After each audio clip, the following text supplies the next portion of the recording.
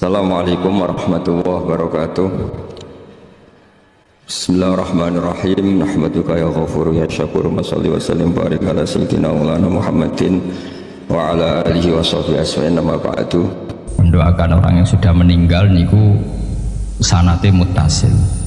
Malam niki kalau betul kitab I'anatul Thalibin juz kali njen kula sengaja bawa untuk memastikan bahwa acara-acara seperti ini mendoakan orang yang sudah meninggal niku sanate muttasil. Kula jemut, kula berkali-kali mengingatkan kecil kula nu sering dijak ziarah teng Mbah kula Fatimah. Mbah kula Fatimah kula sering cerita Habib Ahmad, Mbah kula Fatimah binti Idrus bin Umar bin Arabi, terus misanane Ki Hamid Pasuruan. Bapak kula niku Ki Nur Salim bin Nur Samri niku mbah kula saking bapak niku seneng poso. Wal tirakat. Dan riyen niku alhamdulillah niku ngendikane niku anak putuku wis ora usah tirakat tak tirakati. Dadi kula nu asline ya kepengin tirakat ibu dilarang ya alhamdulillah. Ki kaya Habib Ahmad nak tirakat teman-teman cara kula nggih rugi. Rugine ngeten sampeyan tak critane wong-wong saleh meneh sing putune Kanjeng Nabi dijamin walladzina amanu wattaba'atuhum dzurriyyatuhum biimanin alhaqna bihim dzurriyyatahum wa ma alasnahum min amalihim min syai'. Jadi misalnya Ki Abdul Ghani kok ndus swarga kelas A. Iki sing putu-putu sing amatir ya kados Mustafa yang tadi. Niku misalnya swargane kelas C, niku diunggahno ning kelas A. Senajan to ngamale pas-pasan. Mergo ngregani napa? Baik. Jadi ki rugi asline tirakat itu mergo tirakat kok pakete melok. Baik.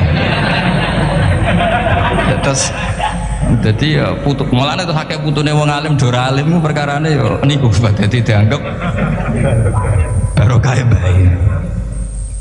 Cuma bae iki wate piro nek Kanjeng Nabi karuan nganti turunane ila yaumil qiyamah mbahmu ketoke turun 7 wis tuntas. Masalahnya kapasitas ini. Sehingga kula akhirnya ketika ampun dewasa kula nate khatam Quran pas badhe ngapalaken niku. Nah, yo tau poso kula dikon poso yo poso, aku tau poso 40 dina. Dadi kula yo tau tirakat. Gara-gara tua-tua dikandani bapak, wis ditirakati mbahmu tapi putumu wis sing tirakat. Waduh ribet iki. Tapi pun kula lampahi. Terus kula nate pas khatam nanti puasa 40 hari nyukuri khatam Quran. Niki kula cerita mawon. Terus kula masih imut ketika sering ziarah teng mbah. Niku Gusti bapak ngendikan wong sing ora apik mbek wong tuane zaman urip. Ketika wong tuane sekapundhut kok dadi apik sering mendoakan itu kutiba baron liwalidahi, dia masih ditulis sekarang berstatus baik meskipun dulu kurang baik. Apalagi kalau yang dulu sudah baik sekarang tambah apa? Baik. Dulu itu saya membaca teks itu, nanti kalau bacakan di ini yang fotokopi yang saya bawa di kitab I'anah. Tapi sausé kula ngaji teng Mbah Maimun terus sering ketemu para habaib, para ulama kula istifadah. Teori itu pasti benar, saya ulang lagi pasti benar. Karena orang yang zaman Nabi Muhammad SAW sugeng dan tidak iman, itu setelah Nabi wafat atau intaqala ila rafiqil a'la kok dia iman, imannya makbul atau mardud? Makbul. Artinya orang sespesial Nabi saja yang zaman sugeng ada orang tidak iman, setelah Nabi wafat orang ini iman, imannya akan diterima. Artinya mati itu tidak menghalangi kelangsungan amal ya. Misalnya dulu sampean mbek wong tuane kurang baik, setelah meninggal baik, ini masih bisa merubah status Anda yang dulu akun liwalidaika menyakiti orang tua, bisa Anda berubah jadi barun liwalidaika. Dan banyak diantara orang-orang yang menangi Nabi boten iman nggih kathah. Mergo datane urung lengkap. Cara dekne. Mbah Mun tuh sering cerita ke kita, Ka'bul Ahbar itu menangi Kanjeng Nabi. Ini dereng purun iman. Beda dengan Salman Al-Faris. Karena Taurat yang dia baca, Al-Hadis Susani Al-Nyasar bin Atha an Ka'bil Akhbar qala allamani abit Taurata ila sifrau wahidan kana yakhtimuhu wa yudkhiluhu sunduk falamma mata bi fatahtuhu fa idzan fi nabiyyun yakhruju akhir zaman. Nah, data yang dia terima mauliduhu bi Makkah wa hijratuhu bil Madinah wa sultanuhu bisyam. Ketika melihat Rasulullah SAW, ketika melihat muhayyahu, tampangnya Nabi, wajahnya Nabi, cara Jawa perawakannya Nabi itu, ini jelas Nabi. Maulidu di Makkah sudah benar, wa hijratu bil Madinah sudah benar. Tapi zaman Nabi Sam itu ya Syria, Lebanon itu belum dikuasai Islam. Sehingga menurut dia ini kurang satu, karena kurang wasultanuhu bisa. Jika dia akhara Islamahu, dia menunda Islamnya. Tapi sausai Rasulullah intaqala ila rafiqil a'la atau wafat, dipimpin Abu Bakar, akhirnya dipimpin Umar, Fatah Syama. Umar ini Fatah Syam. Terus dia Islam. Karena sudah memenuhi kriteria pada akhirnya sultannya Nabi, basis Islam Nabi itu di Syam. Dan Islamnya diterima. Artinya kan ketika Nabi Sugeng kurang baik, tapi setelah Nabi wafat dia jadi mukmin, dan itu juga mukminnya sah. Nah kira-kira gitulah analogi sampean sama orang tuanya ketika hidup kurang baik, tapi ketika wafat baik. Ini insya Allah merubah status anda yang dari akon liwalidaika menjadi baron liwalidaika. Nah, kalau sudah baron ya mungkin abarra wa ahsan. Kalau sudah baik ya tambah baik. Terus ini kalau wawas kersane angsal barokah kitab I'anatul Talibin, ini karangan Sayyid Abi Bakar Sato, Sohibul I'anah. Jadi kalau sanad saya Habib Ahmad semuanya sama, misalnya saya Mbah Maimun, Mbah Zubair, Kiai Fakih Mas Kumambang, Kiai Mahfud Termas, beliau menangis Sayyid Abi Bakar apa? Sato. Kalau di Sayyid Muhammad biasanya lewat abahnya Sayyid Alawi, Sayyid Abbas, itu sudah sama-sama ngaji sama Sayyid Zaini Tahlan, jadi seperguruan dengan Sayyid Abi Bakar apa? Sato. Setelah itu Sayyid Zaini Tahlan terus ila Rasulillah sallallahu alaihi wasallam. Ini kita nggih mengke dipadosi teng I'anatul Talibin juz 2 tengene Kitabul Janaiz. Niki lho was mawon. Sampeyan ora usah takok hadis dhaif ta ora. Ora pinter kok takok. Wah, takon maca malah bingung. Sesuai percaya saya Abi Bakar Sato, beliau itu orang alim alama. Mesti milih itu yang karena orang-orang seperti saya Abi Bakar Sato orang yang paling takut mendustakan Rasulullah Shallallahu Alaihi Wasallam. Mereka adalah orang-orang yang sangat yakin mangkadzdzaba aliyya muta'ammidan falyatabawa maq'adahu minan nar. Orang yang mendustakan Nabi jatahin neraka. Kan nggak mungkin orang milih masuk neraka. Artinya kalau beliau bilang qala Rasulullah pasti tidak kizbu ala Rasulillah. Karena mereka mesti takut kizbu pada apa? Rasulullah. Paham ya? Artinya kalau memilihkan hadis pasti ya itu riwayat sing musbatah atau sing sabitah min Rasulillah sallallahu alaihi wasallam. Kula waca nggih. Niki sing gampang-gampang dadi sing pun kadung nakal, bapak es kadung mati. Niku jadi kesempatan napa merubah status napa? Mboten status WA, status niku. Status menyakiti menjadi baik. Khair menjadi baron. Yes, ini kan potongan-potongan rapati baron nih, potongan-potongan. Gimana nangel ngapi wong tua angel. Kadang beda model. Wong tuane di versi, kita punya apa? Versi. Wong tua kalau wasit. Bismillahirrahmanirrahim. Wa ruwiya anna ar-rajula la yamutu walidahu wa huwa aqun lahuma fayatullaha lahuma min ba'dihima fayaktubahu wa minal barin. Fa'afadat hadil akhbaru anna man zara qabra abawaihi kana baron lahuma ghaira aqin wala mudayyin haqqahuma. Jadi sebagai walhasil ini hadis favoritnya bapak kula. Bapak kula sering ngandani tonggo-tonggo. Tapi kalau riyen zaman bapak Sugeng nakal Pak Yai dan bapak gak apa-apa ditebus saiki. Terus niki kesempatan, lah anak kuburane bapakmu hilang lha iku sing ribet. Saking suwene ra diziarahi patoke dienggo bakar jagung ribet. Wes ribet kadang-kadang teng desa niku patok-patok niku pun ilang. Riyen dienggo kayu jokenten LPG mawon patok utuh riyen terus sering ilang. Wis baru kayak LPG dobeten apa? Dobeten apa? Ilang. Terus niki wonten cerita wali. Mumpun sampean rungokno mawon. Paham ya alhamdulillah, ora paham nggih alhamdulillah. Lho kula nggih seneng ndek murid goblok seneng kula sering motivasi. Kula nu ndek kanca santri sarang niku mboten nate maca kitab Mu'in napa Alfiyah, macane Sulam Taufik. Tak takok, Kang kowe ora tau maca kitab dhuwur-dhuwur. Mari nyanyi Mbah Mun Gus gak sopan. Dadi dekne goblok ku sengaja. Ora apik kiai ini pinter kok disaingi. Nah kiai ini pinter ya kene goblok wae. Dadi tawadhu lah. Mulane sampe anak goblok tak anggap bocah napa? Tawadhu. Ora kepengen saingan ambek apa? Kiai ini. Kok sampean elek yo tawadhu. Mergo Habib duwa berido ganteng mbok saiki. Dadi soalnya walhasil urip sing gampang ya lah. Nak goblok tawadhu mbek kiai ini. Gak kepengen saingan mbek napa? Kiai ini. Lah nak pinter ya ben ora ngisin-ngisini kiai ini. Mulane kula niku diarani pinter nggih seneng. Ben Mbah Mun bangga di murid pinter. Diarani goblok ya seneng ben ora nyaingi Mbah Mun. Dadi tak anggap gampang kabeh. Islam nggih ngoten, sampean digedhingi wong ya barokah. Nglebur dosa. Disenengi ya barokah didongakno. Asline Islam tuh penak.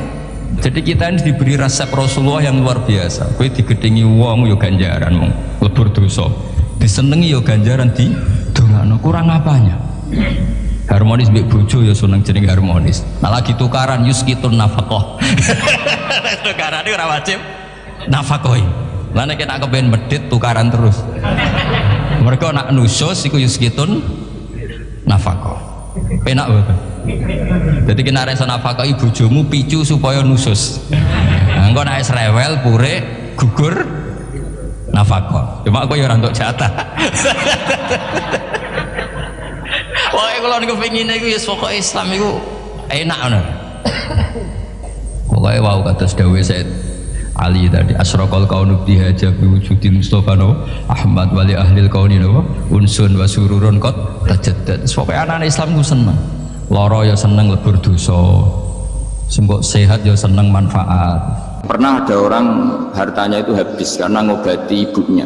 Terus datang ke saya, dia sumpek karena hartanya habis ngobati ibunya. Terus dia bilang, Gus saya ini sekarang sudah miskin karena ibu saya sakit dan harta saya habis untuk ngobati ibu saya.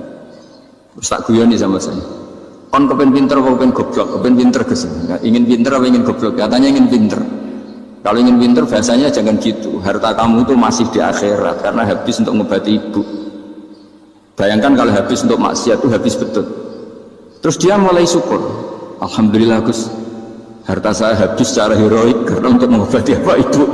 Sudah pinter dia. Akhirnya miskin sampai sekarang ya tetap pede saja karena masih punya tabungan di akhirat. Dan itu saya terinspirasi oleh ilmu juga. Jadi dulu Sayyidah Aisyah itu pernah nyimpan sepotong daging kambing. Disimpan untuk dimakan beliau karena beliau mau iftar ya, mau buka. Singkat cerita, karena bawaan keluarga Nabi itu sakhok, ada orang minta dikasihkan.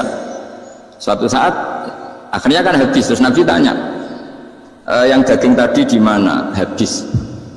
Terus Nabi cara menjelaskan itu indah sekali. Harta kamu itu baju yang kamu pakai nanti ya rusak, yang kamu makan nanti ya ke WC. Wa tasaddaqta fa abqaita. Memang di semua riwayat itu pakai dhamir mukhatab mudzakkar, meskipun asal-usul riwayat itu untuk Sayyidah Aisyah karena untuk umum. Yang kamu sedekahkan tuh yang masih, kamu jangan bilang kamu sedekahkan tuh yang habis, yang kamu sedekahkan tuh yang masih. Misalnya saya punya uang 1 miliar misalnya, terus pernah tak sedekahkan ke fakir miskin atau ke kiai atau ke pondok 100 juta, itu yang mesti masih karena kadung di luar kekuasaan kita. Kadung lillahi ta'ala. Justru yang masih itu yang potensi nanti untuk hal-hal yang kurang positif. Semenjak itu orang sedekah itu begitu entengnya karena itu yang masih. Ya tapi tentu sarannya yang tepat ya. Saya sekarang sering kampanye sedekah tepat karena misalnya sering saya itu didatangi orang kaya. Sudah dapat gratisan gerutu itu geremeng. Nah ini kita sudah pakai buminya Allah itu gratis, pakai airnya ya gratis, pakai oksigen ya gratis. Kok masih gerutu itu sudah jadi hamba yang nggak bener. Jadi bayangkan kalau kita pakai oksigen bayar, pakai buminya bayar, pakai airnya bayar semua, kayaknya kita tidak mampu membayar dan kita sama Allah hanya disuruh ikrar, disuruh sujud. Pentingnya ilmu satu bahwa itu akan menjadikan satu perilaku. Misalnya begini ya, dulu itu kiai-kiai Jawa zaman dulu itu berpatokan karena dulu pemerintahan Hindia Belanda, seorang lagi masih pemerintahan Hindia Belanda. Itu dalil yang sering diutarakan itu sebaik-baiknya umara itu yang datang ke ulama, terus sejelek-jeleknya ulama itu yang datang ke umara. Tapi semenjak pemerintahan Indonesia dan kemudian ditandai beberapa tokoh kayak Gus Wahid putra Kiai Hasyim jadi Menteri Agama, ada Gus Wahid putra Kiai Wahab juga jadi Menteri Agama, ada Kiai Fathur Rahman keluarga Mbah Maimun, keluarga Sarang juga pernah jadi Menteri Agama. Kemudian bersamaan dengan itu dibangunlah satu pegangan ilmu. Pegangan ilmu ini penting karena ini yang mengilhami semua orang Islam, terutama ya utamanya ulamanya. Ada seorang ustadz, seorang guru ngaji yang karena melihat rata-rata penguasa itu zalim ya, datang ke Harun ar-Rasyid. Ini perlu disimak, datang ke Khalifatullah atau Amirul Mukminin Harun ar-Rasyid. Karena beliau seorang raja, tentu terduga lah, atau ya umumnya atau gimana lah istilahnya, itu ya rata-rata ya agak seenaknya, namanya raja, namanya penguasa. Ini dalam pikiran ustadz itu, tidak mesti dalam fakta. Kemudian si ustadz itu matur, ya Amirul Mukminin, inni nasihun lak famusyaddidun alaika fala tajidanna fi nafsika syai'an. Saya ini mau nasihati anda, kemudian saya cara nasihati itu keras, tolong jangan dimasukkan hati. Dia bilang famusyaddidun alaika, saya nanti kalau nasihati itu keras sekali, tolong dimaklumi karena ini penting, karena anda harus dinasihati secara keras. Tapi sebelum nasihat itu diutarakan, kata Harun ar-Rasyid, karena beliau Bani Abbas dan beliau orang alim termasuk muridnya Imam Malik, kata Harun ar-Rasyid, uskut, kamu diam Ustaz. Inna Allaha ta'ala arsala man huwa khairun minka ila man huwa syarrun minni wa ma'adhalika yaqulu Allahu ta'ala faqula lahu qawlan layyinan la'allahu yatadzakkaru aw yakhsha. Jadi ini sekaligus etika dan norma ya bagi semua dai di Indonesia dan semua kita. Wahai Ustadz, kamu diam. Allah Ta'ala itu ngutus orang yang lebih baik ketimbang kamu, yaitu Nabi Musa, ke orang yang lebih jelek ketimbang saya, yaitu ke Fir'aun. Itu saja harus pakai etika, faqula lahu qawlan layyinan, kamu harus ngomong yang halus. Jadi intinya ini Harun ar-Rasyid komplain, kamu itu kalau jadi Ustadz ngaji kira-kira gitu. Jadi betapa baiknya orang dulu memahami Quran. Jadi Quran itu dibaca, kemudian kita mungkin baca terus jadi cerita, mungkin ada yang baca jadi perilaku, ada yang baca kemudian itu mengilhami, membentuk. Nah kira-kira itulah yang membentuk kiai-kiai alim di NU, di beberapa pesantren maupun orang-orang alim di luar NU. Asal ngajinya dan bacanya seperti kita, pasti seperti itu, karena cara berpikir tadi sudah. Jadi akhirnya si Ustadz tadi keluar dan minta maaf, anta a'lamu minni, ternyata engkau lebih alim ketimbang saya. Jadi kalimat famusyaddidun alaika, saya akan keras cara memberi nasihat, itu yang diket, yang dipotong, yang dibatalkan atau yang diralat oleh Khalifatullah Harun ar-Rasyid.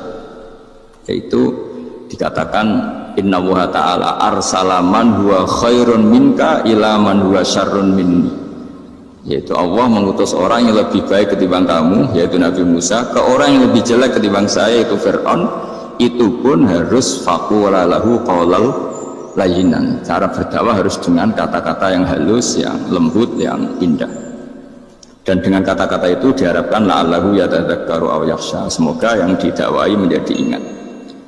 Sehingga dengan kemampuan ilmiah seperti ini menjadi pegangan bersama bahwa kita sebagai dai atau sebagai tetangga atau sebagai sama-sama warga Indonesia, bawaan kita memang harus faqula lahu qawlan layyinan la'allahu yatadzakkaru aw yakhsha. Kemudian dalam disiplin ilmu yang lain, halus itu tidak kuat. Angin itu ya halus, tapi kalau di manage itu jadi kekuatan yang dahsyat. Begitu juga air dan sebagainya. Sehingga tidak perlu khawatir terus kalau dakwah halus itu tidak punya efek yang signifikan. Tidak juga. Allah Ta'ala itu pengelola angin itu kekuatannya dahsyat, sehingga Nabi Sulaiman dikasih kekuatan angin dan bisa terbang kemana-mana. Kemudian sekarang jadi teknologi yang banyak memanfaatkan angin, mulai rem, mulai apa saja. Sehingga dari cerita saya ini kemudian terus kiai-kiai itu membentuk dakwah termasuk di ekonomi dengan cara yang rileks. Nah cara rileks itu satu tentu dimulai dengan ilmu. Misalnya begini, saya beri contoh. Ketika ada orang melafadzkan kalimat la ilaha illallah, tiada Tuhan selain Allah.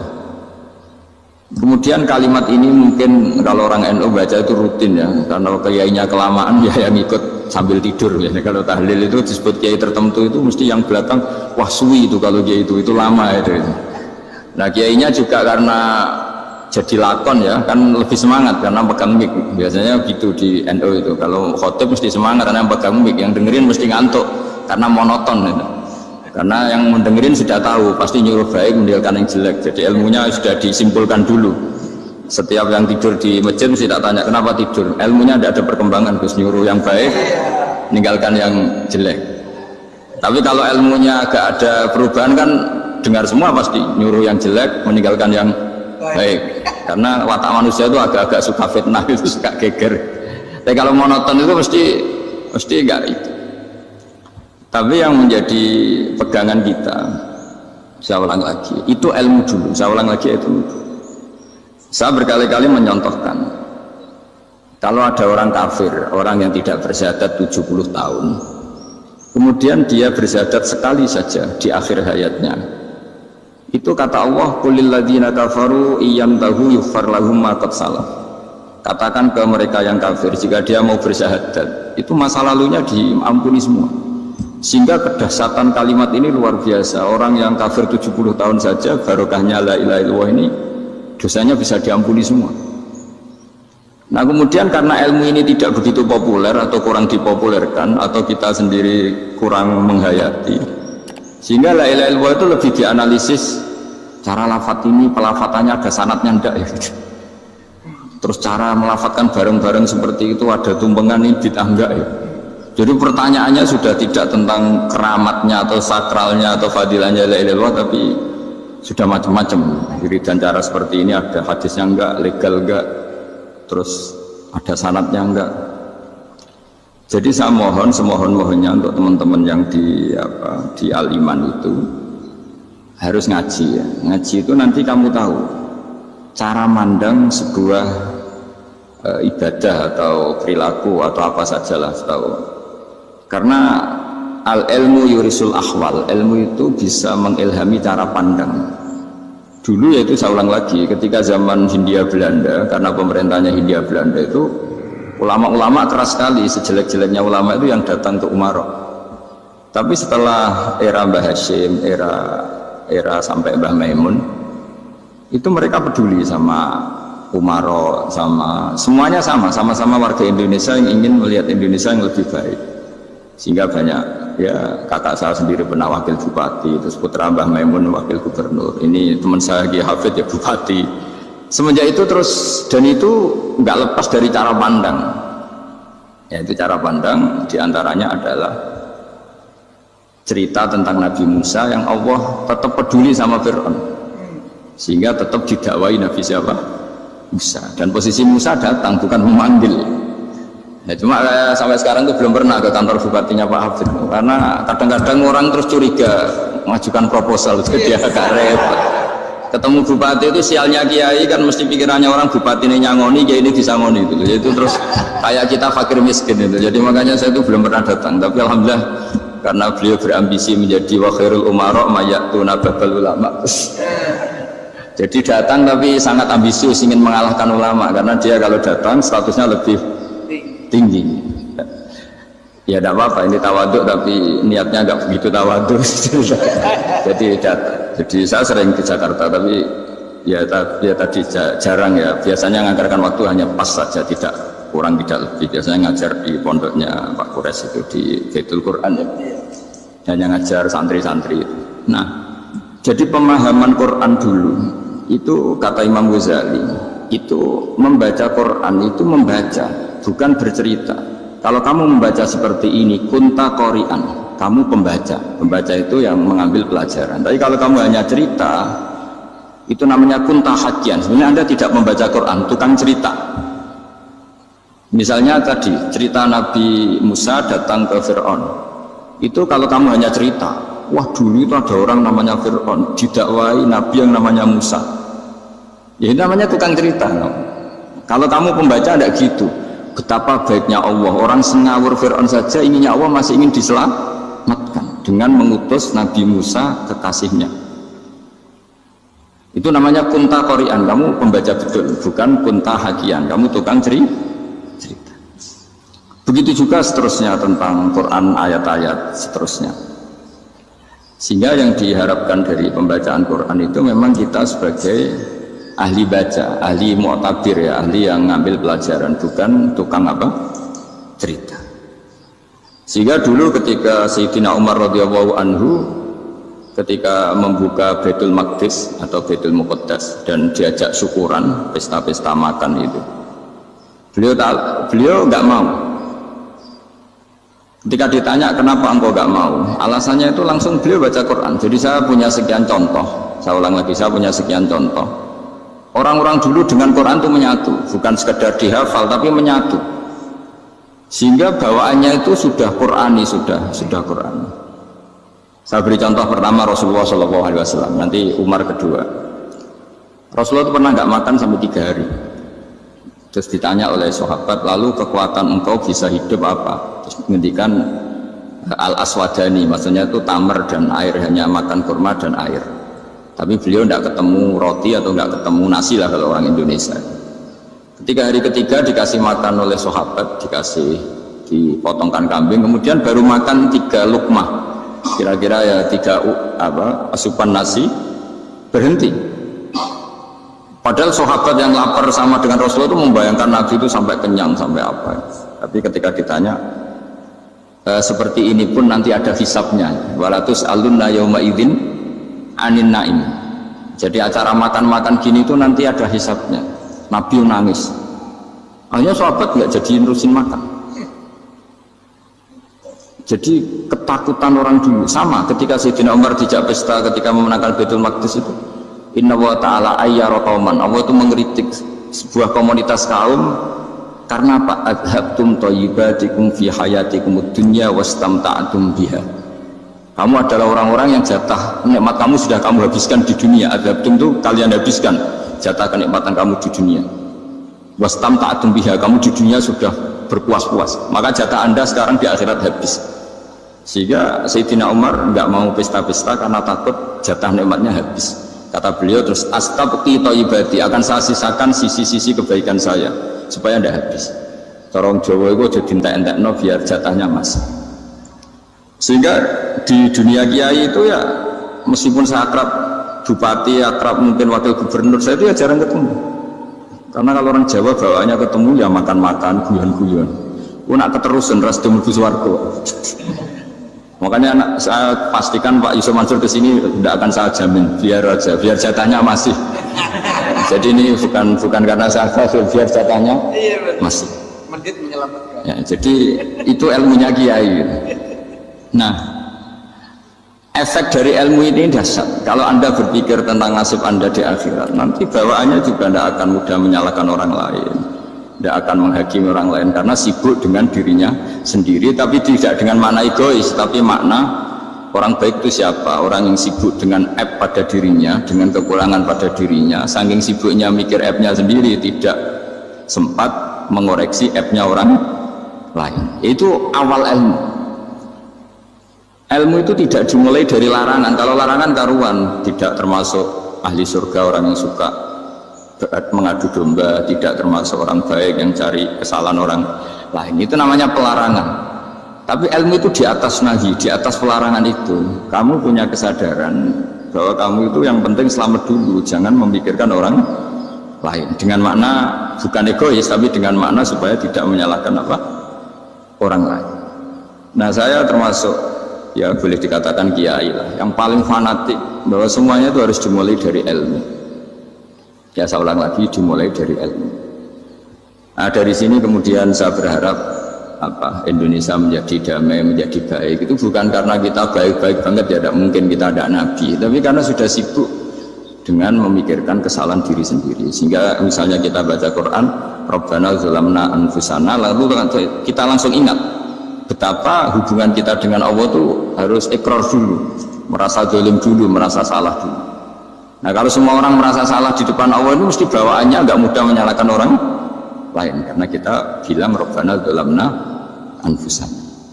Nah, itulah ilmu-ilmu yang mungkin banyak pembaca Quran tapi hanya baca, atau kalau baca ini tok disebut al-haqi, ahli cerita.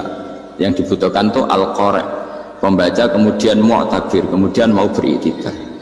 Seperti yang dilakukan tadi Harun Ar-Rasyid tadi. Inna wa ta'ala arsala man huwa khairun minka ila man huwa syarrun minni wa ma'adhalika yaqulu wa ta'ala faqula lahu qawlal layyin. Kamu tidak usah memaksakan musyaddid keras sama saya, karena Allah Ta'ala telah mengutus orang lebih baik ketimbang kamu, yaitu Nabi Musa, ke orang yang lebih jelek ketimbang saya, yaitu Fir'aun. Itu saja harus beretika. Faqula lahu qawlan layyinan la'allahu yatadzakkaru aw yakhsha. Dan alhamdulillah bawaan kita sebagai orang timur atau orang Jawa itu kalau mau ngandani orang itu halus sekali. Di antara bentuk kehalusan kata-kata diceritakan di ayat lain ketika Nabi Musa ketemu Fir'aun. Dawuhnya begini, fakul apa itu yang di juz 30 yang juz 30 ini yang bagian dari, kan tadi hanya fakul lahu qawlan layyinan. Lahu qawlan layyinan itu bentuknya apa? Ya, bentuknya apa? Itu Nabi Musa disuruh ngendikan sama Fir'aun. Apakah kamu mau saya nasihati? Fakul halaka ila antazakka. Halaka itu pilihan, hal itu istifham, laka itu otoritatif. Jadi betapa santonya kalimat itu, fakul halaka ila antazakka. Jadi kalau dimaknani model Pak Hafid, model saya ngaji di sarang itu, halaka onoto iku kedue siro, berhak bagi kamu, berhak bagi anda. Apakah anda berhak loh mendapat nasihat supaya anda jadi orang yang lebih baik? Halaka ila antazakka. Jadi tidak kalimat perintah, tapi kalimat pilihan. Apa engkau mau saya beri nasihat? Wahdiyaka ila rabbika fatakhsha. Dan saya beritahu kamu tentang Tuhan, dan kemudian kamu menjadi orang yang baik, fatakhsha, orang yang punya khasyah, punya. Jadi kayak apa kalimatnya itu? Napa jenengan kerso? Itu kalau orang Jogja, orang-orang daerah-daerah yang berada nyugui tamu itu kan, ayo makan-makan, itu kan kayak tamunya itu kelaparan. Masa Pak Yusuf Mansur kelaparan? Tidak mungkin kan. Masa Ustaz terkenal kelaparan kan tidak mungkin itu. Monggo napa jenengan ngersakno. Karena bisa saja tamunya itu tidak kerso, mungkin karena darah tinggi, mungkin karena takut dianggap fakir miskin, macam-macam kan orang enggak. Itu kalimatnya itu halaka ila antazakka. Kayak apa indahnya dakwah. Halaka ila antazakka. Itu ada kata laka itu ya terserah jenengan mau enggak ya. Wa ahdiyaka ila rabbika fatakhsha. Nah, itu yang disebut membaca. Kunta qori'an mahagian, Anda benar-benar membaca Quran, bukan sekadar penceri. Nah kemudian ini yang terakhir, saya juga baru, sebenarnya saya itu nggak pernah bilang sanggup itu, tapi Pak Ustadz Zakaria itu GR terus sampai tadi pagi itu saya belum tahu kalau ada acara ini. Ya karena saya kiai, jadi kalau kiai itu kan ingatnya sama Allah aja, kalau sama manusia tuh rontok-rontok lali gitu. Itu bukan memaksa, ya memang lupa. Sejauh mana sih pentingnya manusia kan tidak penting cara ilmu tasawuf itu, tapi karena ini titipan Rasulullah SAW terus menjadi penting kan, dititipi umat ya jenengan itu ya sudah ngaji ngatur kiai ribet itu.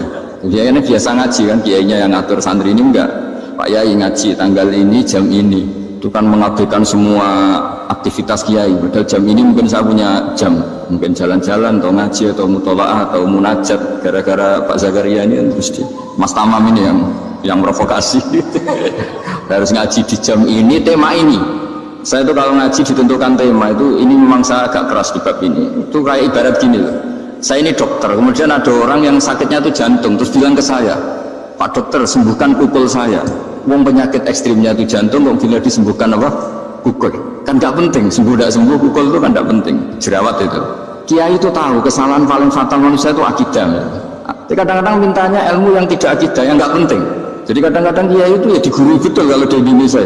Misalnya ini tidak nyindir loh, memang marah betul ya, kalau di bab-bab seperti ini. Tapi ini biar jadi ilmu masif, ilmu yang general. Saya ulang lagi ya, Anda jadi dokter, tahu pasien Anda ini penyakit jantung kronis atau sudah fatal lah sudah. Terus orang itu bilang, Pak Yai, itu Pak dokter, tolong obati kulit saya supaya tidak jerawatan. Kamu bilang ini orang aneh enggak?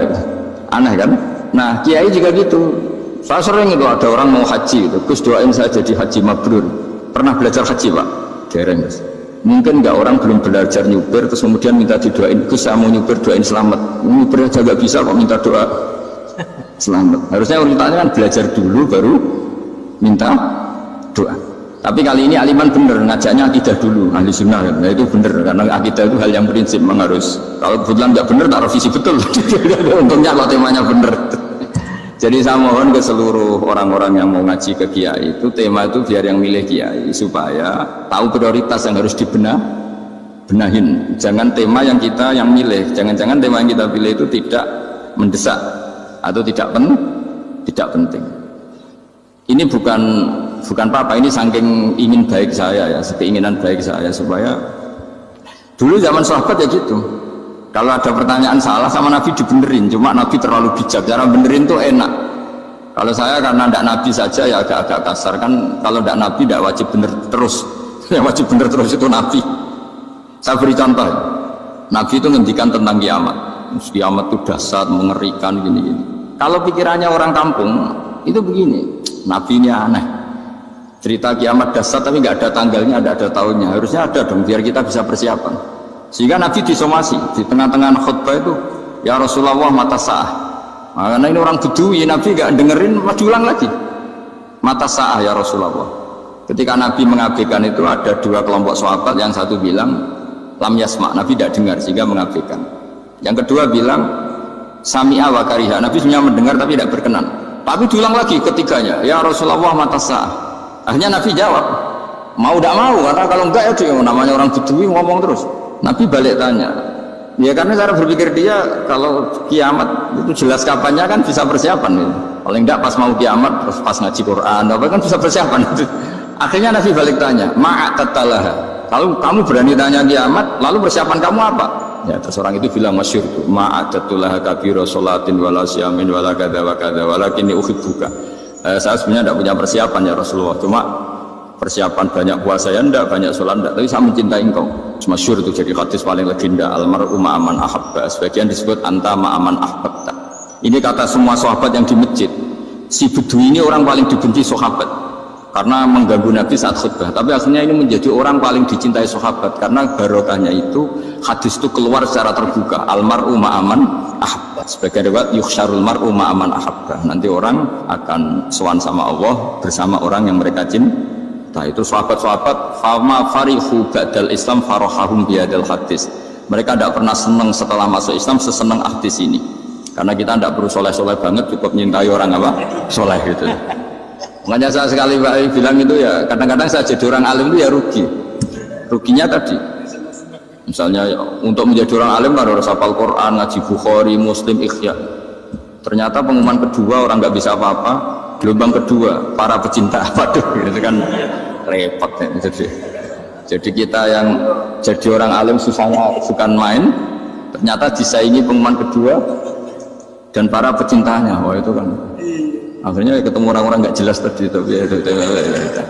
Nah itu ya termasuk farah dalam Islam, farhatul aibin. Jadi seneng itu di Islam itu ibadah ya, kul bi fadlillah wa bi rahmati fa bidzalika falyafrahu. Senang itu diperintahkan Allah.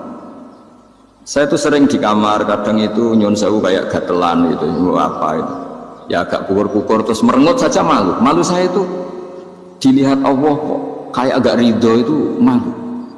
Ya kayak tadi lah, kamu dikasih rumah gratis, kemudian pas yang ngasih datang kamu kelihatan cemberut, itu yang ngasih kan mangkel.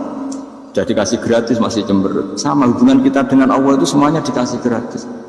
Makanya tabassum, senyum itu ibadah. Kita yang nekuni ilmu hadis, betapa hebatnya Nabi ngendikan, kalau kamu tidak bisa ibadah yang berat-berat, cukup ibadah senyum. Kadang ngendikan tol kauti wajin, kamu cukup berwajah yang indah, yang menyenangkan. Tabassum, senyum. Kalau kamu tidak bisa membalas jasanya orang yang ngasih, minimal kamu senyum, minimal kamu kelihatan senang. Ya. Makanya senang itu sudah ibadah. Dan sekarang orang untuk senang aja susah, karena bawaannya nuntut orang lain supaya kayak keinginan dia, bawaannya nuntut, ya ribet. Kalau gitu ya ribet. Makanya saya bilang al ilmu yurisul ahwal, ilmu itu diperkuat. Nanti yurisul ahwal, ilmu itu akan membentuk Anda. Dulu beberapa raja itu ya mau luhur karena jadi raja, punya apa saja. Tapi punya penasihat ulama itu, nasihat itu sederhana. Ada seorang raja tanya ke kiai, gimana dengan semua kerajaan saya? Wah, padahal dia punya apa saja. Jenengan miskin sekali, itu kerajaan seluas ini, kok bisa aja? Terus ditanya sama si ulama tadi, andaikan Anda di padang pasir, kemudian kalau tidak minum segelas air itu mati, apakah Anda akan membeli segelas air ini dengan semua kerajaan Anda? Oh iya, pasti apapun saya lakukan untuk mendapat satu gelas air. Terus la tafrah bimulkin la yusawi syarbata ma'in. Kamu jangan bangga dengan kerajaan yang nilainya itu enggak sebanding dengan segelas apa?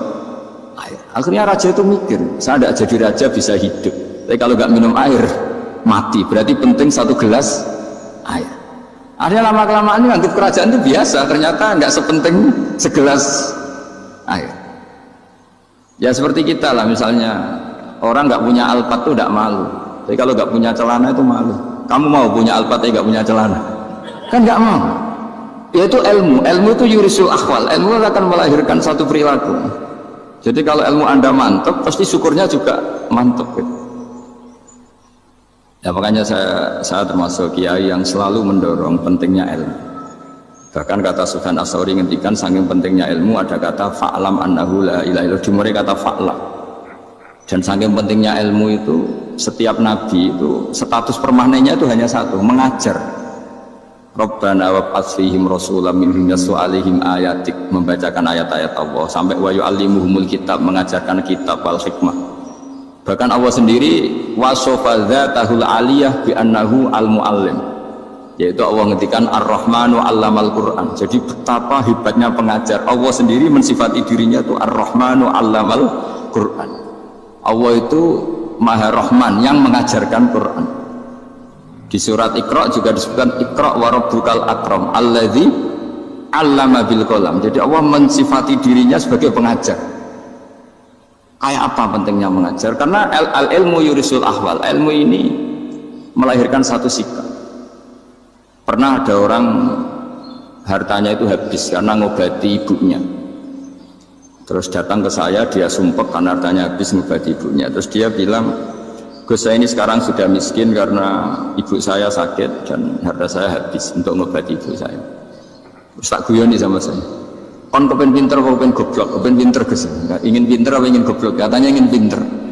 Kalau ingin pinter bahasanya jangan gitu, harta kamu itu masih di akhirat karena habis untuk ngobati ibu. Bayangkan kalau habis untuk maksiat itu habis betul. Terus dia mulai syukur, alhamdulillah Gus, harta saya habis secara heroik karena untuk mengobati apa ibu. Sudah pinter dia, akhirnya miskin sampai sekarang ya tetap pede saja karena masih punya tabungan di akhirat. Dan itu saya terinspirasi oleh ilmu juga. Jadi dulu Sayyidah Aisyah itu pernah nyimpan sepotong daging kambing, disimpan untuk dimakan beliau karena beliau mau iftar ya, mau buka. Singkat cerita, karena bawaan keluarga Nabi itu sakhok, ada orang minta dikasihkan. Suatu saat akhirnya kan habis, terus Nabi tanya, yang daging tadi di mana? Habis. Terus Nabi cara menjelaskan tuh indah sekali. Harta kamu itu baju yang kamu pakai nanti ya rusak, yang kamu makan nanti ya ke WC. Wa tasaddaqta fa abqaita. Memang di semua riwayat itu pakai dhamir mukhatab mudzakkar, meskipun asal usul riwayat itu untuk Sayyidah Aisyah karena untuk umum. Yang kamu sedekahkan tuh yang masih, kamu jangan bilang kamu sedekahkan tuh yang habis, yang kamu sedekahkan tuh yang masih. Misalnya saya punya uang 1 miliar misalnya, terus pernah tak sedekahkan ke fakir miskin atau ke kiai atau ke pondok 100 juta, itu yang mesti masih, karena kadung di luar kekuasaan kita, kadung lillahi ta'ala. Justru yang masih itu yang potensi nanti untuk hal-hal yang kurang positif. Semenjak itu orang sedekah itu begitu entengnya karena itu yang masih. Ya tapi tentu sarannya yang tepat ya. Saya sekarang sering kampanye sedekah tepat, karena misalnya sering saya itu didatangi orang kaya, Gus saya ini punya uang banyak, ingin punya masjid biar dipakai orang Jumatan. Terus saya bilang, kamu ingin jadi orang baik betul apa baik versi Anda? Baik betul Gus. Tak ajarin mau, gak tersinggung, mau Gus. Kalau Anda bikin masjid di kampung Anda, masjid terbaik di dunia sekalipun, yang bingung saya ahli fikih. Kok bisa? Kan terjadi 2 Jumatan, nanti sahnya yang mana? Kamu enak aja bikin masjid, kamu bikin masalah baru bagi fikih di daerah kamu. Belum nanti orang terus migrasi ke masjid Anda karena lebih baik, koriknya lebih baik. Kamu membunuh masjid yang lebih tua, itu nggak sopan sekali, masjid itu sudah lebih tua kamu. Akhirnya mikir, nggak usah Gus kalau gitu, sudah apa saja, yang penting perintah dengan gimana. Ya sudah.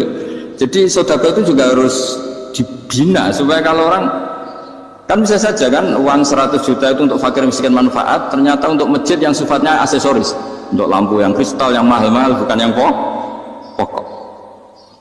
Itu pentingnya ngaji ya. Jadi lagi-lagi al-ilmu yurisul ahwal. Ilmu itu melahirkan satu sikap. Jadi ketika ada masjid baru, kalau orang nggak bisa ngaji fikih, wow ada masjid baru, masjid banyak.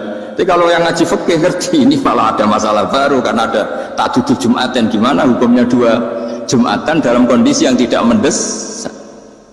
Makanya sekarang saya baru kampanye itu. Dulu itu kalau ada masjid banyak itu kan faktornya beda ormas, beda pemahaman atau agak jauh, masih hukum sosial atau bawaan kondisi. Misalnya di dekat UGM itu ada masjid kampung pertama, bawaan masjid karena ada kantor besar, atau bawaan ada pabrik besar, atau ada sekolahan besar. Tapi sekarang itu ada pertanyaan baru, ada masjid baru karena ada orang kaya ingin bikin masjid, itu gimana ini hukum? Nah, tapi kalau orang tidak nekuni fikih itu ya langsung wah bagus untuk bangun masjid. Bagus biaya gini sing kangelan memfikihkan tadi. Nah itu ilmu. Jadi kalau yang tidak nekuni fikih itu ya tidak tersiksa, tapi yang nekuni fikih itu pasti tersiksa karena seperti itu tadi. Ya jadi saya mohon di antara cara kita dakwah secara damai itu dimulai dari Rabbana Zolamna Anfusana. Itu dipakai Nabi, di redaksinya diganti dengan makna supaya kita per individu matra Allah apa ini zolam tu nafsi zulman kabiron katsiran. Nah bawaannya orang mengaku dolim, mengaku salah itu kan sudah tidak sempat mikir salahnya orang apa lain. Dan dari sini kemudian dia jadi orang yang tawadhu, yang ubudiyah, yang macam-macam. Sehingga Nabi itu bukan dianggap ya, pasti penjelas terbaik. Terus Allah meredaksikan wa ma tuqaddimu li anfusikum min khairin tajiduhu indallah. Apa saja kebaikan yang kamu sudah berikan untuk Allah sampai akhirat itu ya pasti kamu temukan di akhirat.